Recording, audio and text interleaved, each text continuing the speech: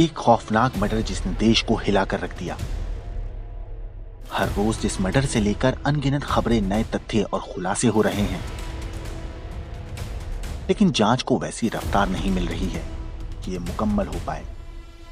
शहर शहर दिल्ली पुलिस की टीमें लगातार मेहनत कर रही हैं ताकि इस मर्डर की हर गुत्थी को सुलझाया जा सके, हर सवाल का जवाब मिल सके।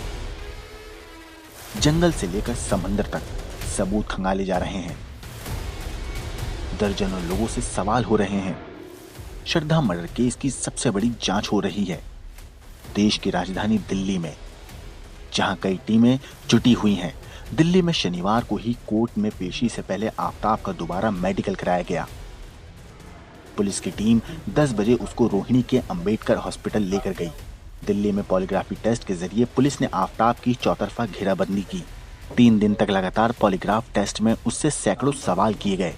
अब सोमवार को आफताब का नार्को टेस्ट हो सकता है। ये टेस्ट एफएसएल रोहिणी में हो सकता है। पॉलीग्राफी टेस्ट से जो सच सामने नहीं आया वो नार्को से आ सकता है।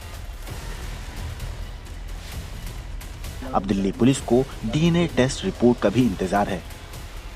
दिल्ली में जो पॉलीग्राफी टेस्ट हुआ उसमें आफताब शातिर निकला।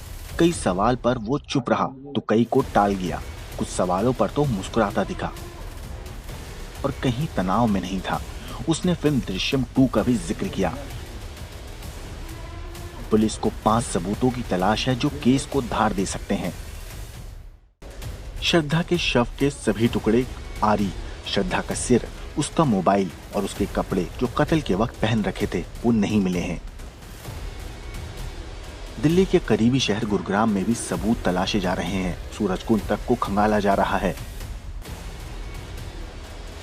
आफताब के गुरुग्राम स्थित दफ्तर के आसपास के जंगलों की भी तलाशी ली जा रही है।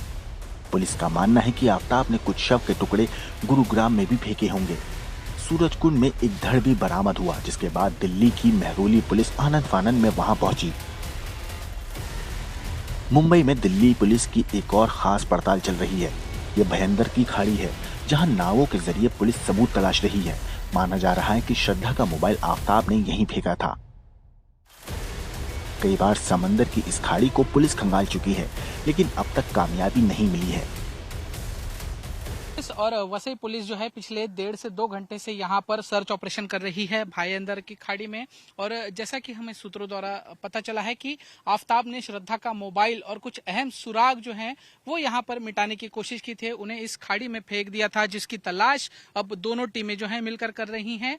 इस सर्च ऑपरेशन को करने के लिए स्थानिक मछुआरों की भी मदद ली जा रही है। पुलिस ने 2 टीमें यहाँ पर बनाई हैं, दोनों अलग अलग जगह पर इसकी तलाश कर रही हैं और साथ ही फॉरेंसिक टीम से भी फोन पर वो संपर्क में है। जैसा कि आप दृश्यों में देख सकते हैं कि जो पुलिस है वो किस तरह से ब्रीफिंग कर रहे हैं, किस तरह से यहाँ पे आगे का सर्च ऑपरेशन होगा, इसकी बारीकी से डिटेलिंग की जा रही है, प्लानिंग की जा रही है और इसी के तहत आगे की जांच।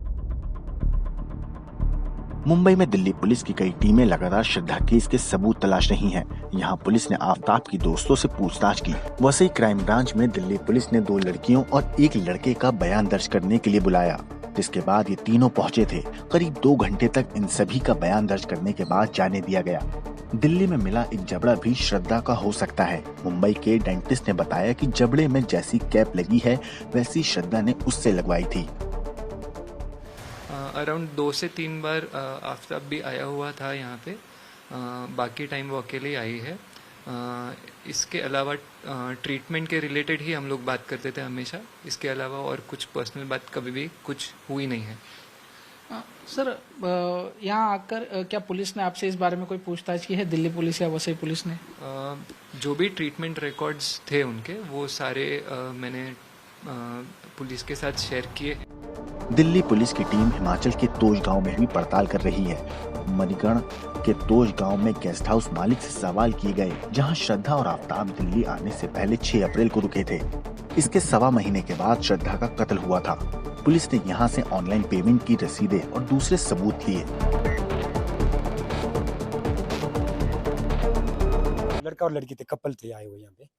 तो उस दौरान यहाँ पर काम करने वाले 2 लड़के बॉम्बे के भी होते थे, जिन्होंने उनको क्या नाम किया था, मतलब जिन्होंने रूम वगैरह दिए थे उनको। तो बाकी उनकी आईडी वगैरह है हमारे पास। जैसे आज उनको हमने कॉपी दे दी उसकी, तो बैंक की डिटेल भी दे दी और उनकी जो उन्होंने पेमेंट करी थी हमको, जैसे मेरे वो भाई के होटल वालों को, तो उन्होंने पेमेंट ऑनलाइन करी थी। एक उसकी ट्रांजैक्शन 1500 की हुई थी, एक 800 की हुई थी। तो वो उन्होंने खाना खुना खाया था यहाँ पे और एक रात रही।